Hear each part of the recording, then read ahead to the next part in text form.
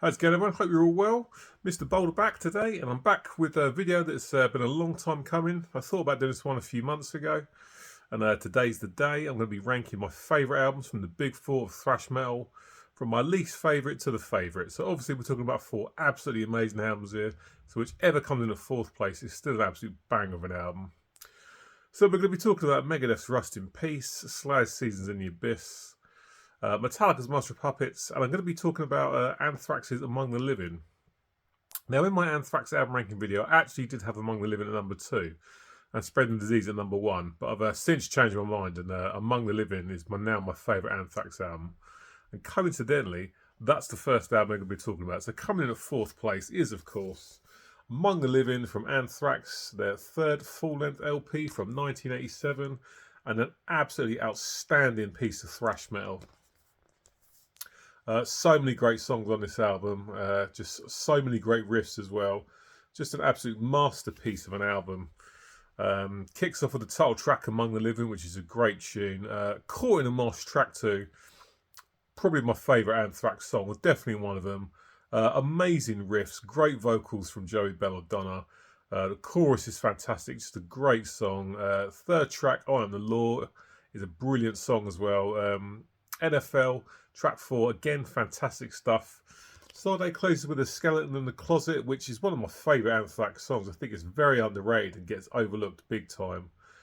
Great riffs, I really enjoy the lyrics of that one. The vocals from Joey and the verses I really enjoy. The vocals from Joey in general were fantastic. He's definitely the best singer out of these four bands, it has to be said for me. Side 2 kicks off with Indians, which is another fantastic song. I love that track. One World, great song. ADI, The Horror of It All, and Imitation of Life.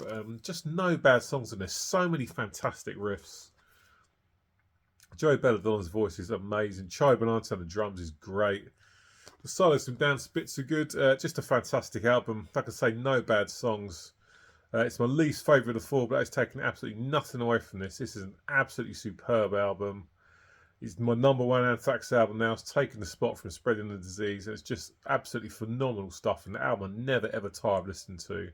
So in fourth place, that's Anthrax's Among the Living from 1987. Coming in at third place is Slayer's Seasons in the Abyss from 1990. Again, an absolutely fantastic album. Some great riffs on this. The drums from Dave Lombardo are, of course, fantastic. Good vocals from Tom Araya. Some absolutely amazing songs in this. Kicks off with War Ensemble, which is one of my favourite Slayer songs. Just absolutely fantastic. That drum fill that Dave Lombardo does before the middle 8 is just fantastic. Great song. Brilliant stuff. Blood Red, track 2, good stuff. Spirit in Black is really good. Expendable Youth, great track. Ends with Dead Skin Mask on side A, which is about the serial killer Ed Gein. Excellent track. I love the sort of the quiet guitar intro before everything really comes in during the verses. Hollow Point kicks off side 2, great stuff. Skeletons of Society, really enjoy that one.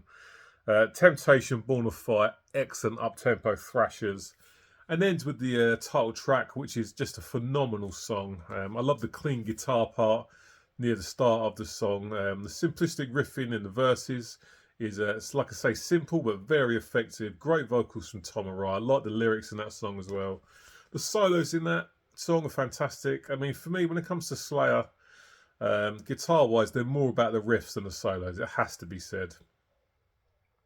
But I do really enjoy the solos in the title track. And just a fantastic album, again, with no bad songs on. I know a lot of people give the nod to Rain and Blood, but for me personally, this is my favourite Slayer album. And it's number 3 in this list. Slayer's Seasons in the Abyss from 1990 is an absolute masterpiece of thrash metal. So into the top 2 now, and I always knew it was going to be about these two. Has to be said. I mean, for me, these following 2 albums are some of the best metal albums ever committed to tape, or as you would say these days, on a hard drive. But coming in at number 2, from 1986, is Metallica's Master of Puppets. Just an absolutely flawless album. I just love this album so much. It's great. I've listened to it so many times and I just never ever get bored of hearing it. I remember getting this on dubbed cassette back in about 1993. someone my mum worked with was big time into metal, and he dubbed me this cassette and of this album, and it's just fucking amazing. Such a good album. Kicks off with Battery. I love the acoustic intro before the big old riffs come in. Master of Puppets track 2 is a great song, but I'm not gonna lie, I'm kind of bored of it now. I've heard it so many times. It's kind of overplayed, but that takes nothing away from the song. It's a fantastic song, 8 minutes long. Really, really good stuff. Track 3 is The Thing That Should Not Be, which I think is very, very underrated, actually. Really heavy riffs. I think it's tuned down to drop D, where this most of this album is probably in standard, maybe E flat. But yeah, one of my favourite songs on the album. Just love the riffs. A mid-paced song. Riffs are really heavy. Enjoy the vocals from James. Excellent guitar solo from Kirk Hammett in that song. And I love the choruses as well. It's just a really, really strong track, which I think is underrated. Closes out with their Sanitarium on side A, which, if I'm honest, is probably my least favourite on the album, but still a great track. Again, I love the clean guitar parts in the intro. The lyrics are really good. The vocals from James and the verses are really good. As much as I love James Hetfield, not the best singer in the early days, it has to be said. But side B is where it's at on this record for me. Kicks off with Disposable Heroes, which is 8.5 minutes of absolute thrash masterpiece songwriting. Fantastic stuff. Brilliant guitar riffs throughout the entire track. I learned to play that song years ago. It's not easy on the picking hand, it has to be said.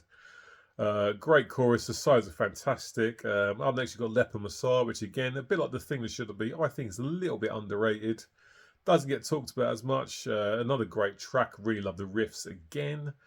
Up next is the instrumental Orion, which is brilliant. I always prefer the Orion over Call of Cthulhu from Ride the Lightning. Again, I really, really enjoy the riffs. The bass breakdown in the middle of Cliff Burton is really, really good. Again, another nice solo from Kirk Hammett. And ends with the absolute beast that is Damage Incorporated. Fantastic riffs. A fast, frantic song. Great vocals from James. Chorus is very simple but effective. Phenomenal solo from Kirk Hammett. Just an absolutely fantastic album. One I never ever get bored of hearing, it has to be said. Like I say, for me, Sanitarium, not quite up to the quality of the rest of the songs, but still an absolute beast of a song, no doubt about it.